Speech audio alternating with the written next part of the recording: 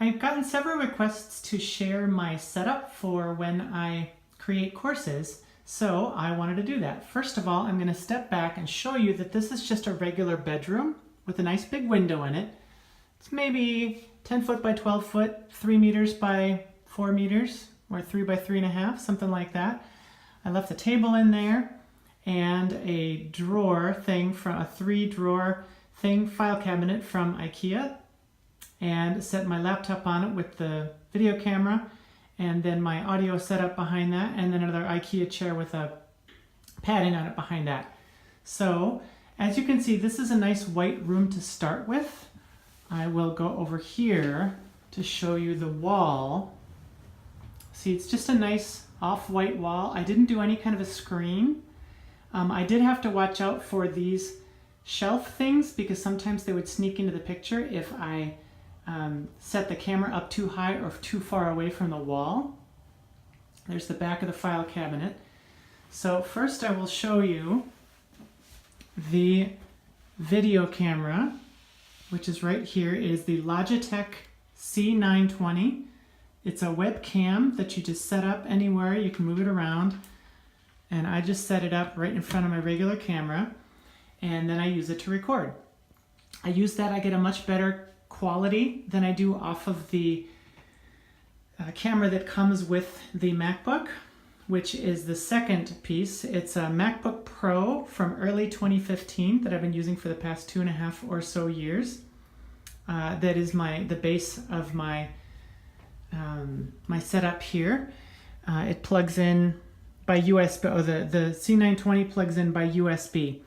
What I'm using to listen to things is a Bose QC, I can't remember if it's a 25 or a 30. It's the one that's specifically made for Apple.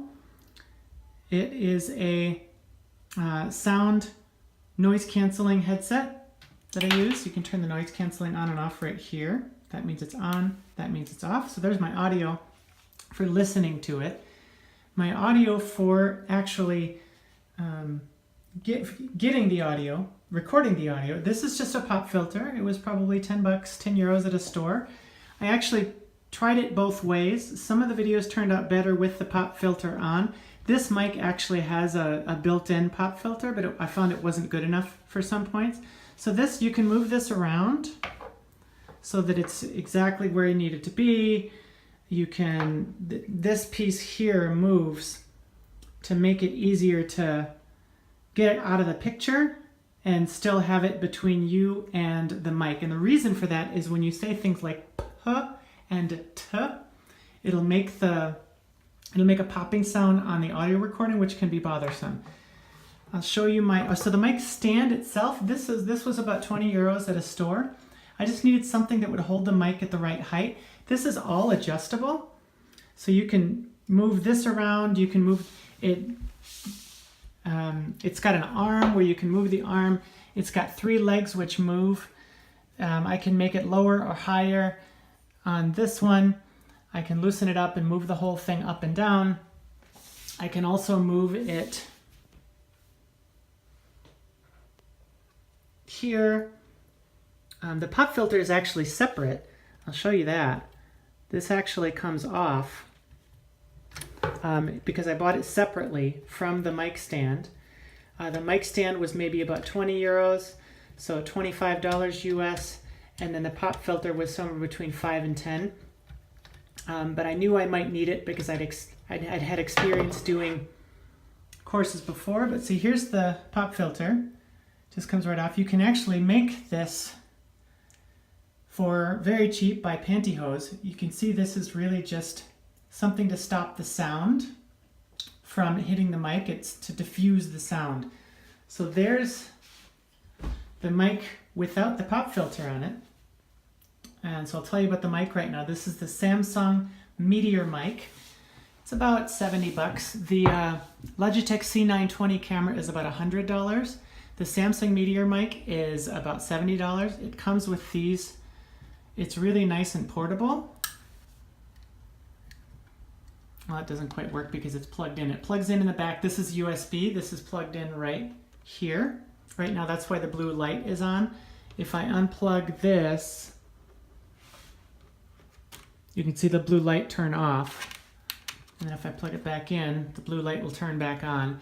So it's got some little buttons. It doesn't have a lot on the mic itself. Most of what you do is actually done on the computer that it's connected to. And then for sitting for myself, I just had a nice IKEA chair that I'd been using as my chair anyway, and I got a seat cushion to put on it, because when you are recording, you need to sit in the same position for a long period of time, and it can be really irritating.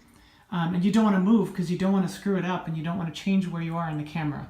I want to show you a couple of the things that I was doing on screen while I was working with this. So the entire presentation is one giant Google spreadsheet with something like 500 or 600 slides, and it ended up being about 5 hours long of video. I recorded simultaneously both my screen and the camera of me on my face, and most of the course is both. Most of the course you can see the screen and you can see my face. I would say probably about 60–70% of the screen is both my face and the screen, and then the other 30% is either one or the other. Probably about 20% just my face and 10% just the text. So an example of what that looked like is, here I am on what is client enrollment. The course is actually on client enrollment for coaches.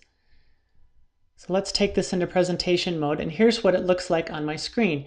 And so I put my face in the bottom corner, just like you're seeing, but that right as I'm doing this, I don't see any of that. I just see the what is client enrollment. And then when I click the right arrow, it takes me, it's actually the next slide in the spreadsheet, and I'll show you that in a minute. But it looks to the other person like I'm just bringing the next piece in as I'm talking about the different parts of client enrollment. When I take you back to the spreadsheet, they're actually separate slides.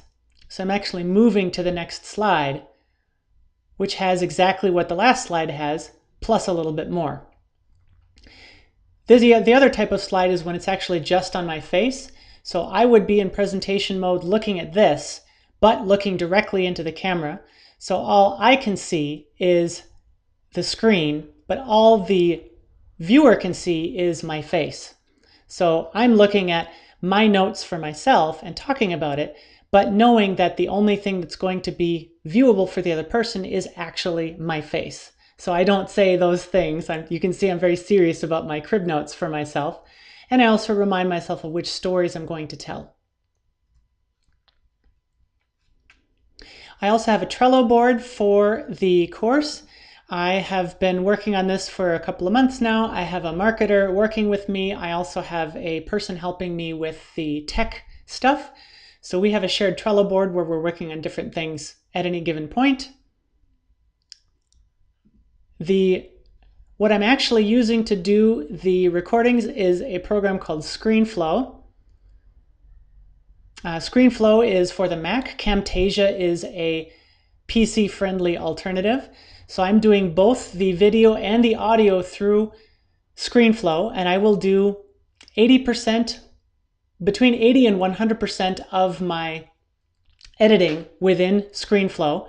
I do use iMovie a little bit or QuickTime a little bit if I want to do certain things, but at least 80% of my editing is directly within Screenflow. I can I can take out background noise, I can make it louder, I can make it quieter, I can move the picture around, I can do all the things that I need to do to both the video and the audio for it to look the way that I want it to look almost all of the time.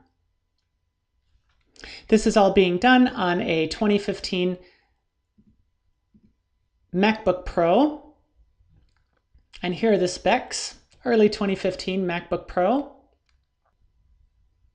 And there you have it. So that's what it looks like when I'm creating a course.